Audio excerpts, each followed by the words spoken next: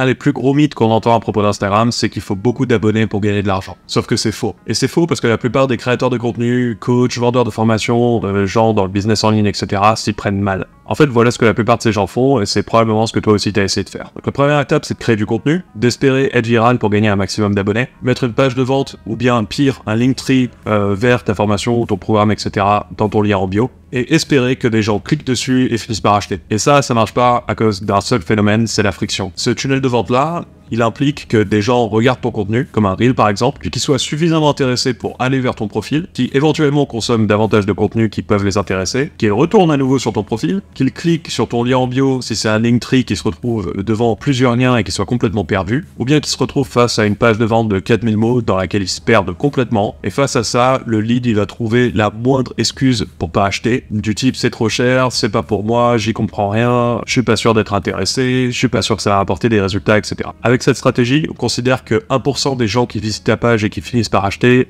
c'est un bon taux de conversion. Et si tu as un compte Instagram, tu le sais très bien, il y a finalement assez peu de gens qui finissent par cliquer sur ton lien en bio. Donc avoir 1% de ces gens-là qui achètent, de ces peu de gens qui finissent par acheter, ça représente très très peu de gens. D'où cette idée qu'en fait, il te faut un volume énorme pour pouvoir espérer gagner de l'argent avec Instagram. Mais du coup, si ça marche pas, quelle stratégie est-ce qu'il faut adopter? La réponse, c'est le social selling, ou bien ce qu'on appelle aussi le engagement funnel. En gros, c'est vendre par DM, par message direct. Alors c'est beaucoup moins sexy parce que ça demande beaucoup plus de temps aux créateurs, mais les gains sont beaucoup plus importants. Et en plus d'avoir un taux de conversion qui est beaucoup plus important, c'est aussi un très bon moyen de savoir quoi vendre, c'est-à-dire un produit low ticket, mid ticket ou high ticket. Donc pour schématiser, on considère qu'un produit low ticket, on est aux alentours des 50 €, du mid ticket aux alentours des 500, et du high ticket à 1000, 2000, plus l'infini en gros. Quand tu fais du social selling, quand tu vends par DM, t'as en gros deux façons de vendre. Soit tu vas vendre via des DM directement, donc ça généralement c'est pour des produits low et mid ticket, soit tu vas diriger tes prospects vers des appels de vente pour généralement des produits high ticket. La raison pour laquelle on fait pas des appels pour les produits les moins chers, c'est qu'un produit qui est pas cher, en fait il est beaucoup plus facile à vendre. Un lead, il a moins d'objections pour un produit à 50 € que pour un produit à 5000. C'est pour ça que quand tu vas faire tes courses, t'as pas besoin d'un sales avec toi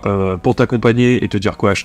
Tu peux le faire toi-même, et c'est pour ça que quand tu vas acheter une voiture, t'es pas juste à regarder les voitures dans un rayon puis tu passes à la caisse quoi. Alors évidemment en théorie on pourrait vendre du low ticket par téléphone, mais c'est pas forcément hyper rentable en termes de temps parce que gérer des appels ça prend beaucoup de temps entre la prise de rendez-vous, trouver un créneau, faire l'appel, passer l'appel et convertir le client, ça prend beaucoup de temps, c'est beaucoup d'organisation. Et ça, même quand on utilise des outils comme Calendly, des outils de prise de rendez-vous, etc., ça prend quand même beaucoup de temps. Alors au niveau des conversions, quand on vend du low et du mid-ticket via DM directement, on s'attend en général à des taux de conversion aux alentours de 10%. Et lorsqu'on vend du high-ticket par téléphone, on va avoir en général 30% des prospects qui vont accepter de participer à un call avec nous. On va ensuite en avoir environ 80% de ces 30% qui finissent par effectivement aller sur l'appel, parce qu'il y a toujours des no-shows, etc. Et suite à un appel, environ 30% des gens finissent par acheter. Mais du coup, les leads, où est-ce qu'ils sont? C'est là la grande force d'Instagram, c'est qu'en fait, ils sont partout. Ils sont dans tes followers, ils sont dans les likes, dans les commentaires, mais ils sont aussi dans les DM que tu reçois de gens qui te demandent de l'aide, etc. Parce que l'avantage d'Instagram, c'est que tu peux envoyer un message à absolument n'importe qui. Donc n'importe qui interagit avec toi ou n'importe qui a potentiellement montré de l'intérêt pour ce que tu fais,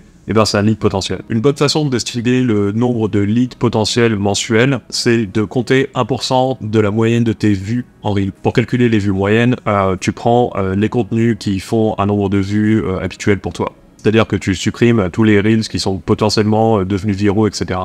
Et tu en fais une moyenne. Alors je sais, il y a eu beaucoup de chiffres, du coup on va appliquer ça à un exemple, et je vais te montrer qu'avec un compte même relativement peu développé, tu peux quand même générer pas mal d'argent. Donc on va prendre un compte Instagram par exemple avec 5000 abonnés qui fait environ 900 vues par Reels. Alors je fais exprès de prendre un compte moyen parce que je pense que beaucoup de gens vont se reconnaître dans un exemple comme ça que plutôt dans un compte beaucoup plus gros. Donc si on applique la règle, on a 900 vues par Reel en moyenne, ce qui fait 9 leads par mois. Sur ces 9 leads, on peut considérer qu'on va convertir via des DM sur du low et du mid-ticket 10%, donc c'est-à-dire 0,9, donc on peut l'arrondir à 1. Ce qui représente un CA de 50 ou 500 € en fonction du produit qu'on va décider de vendre. Sur du high ticket, donc, on a 9 leads.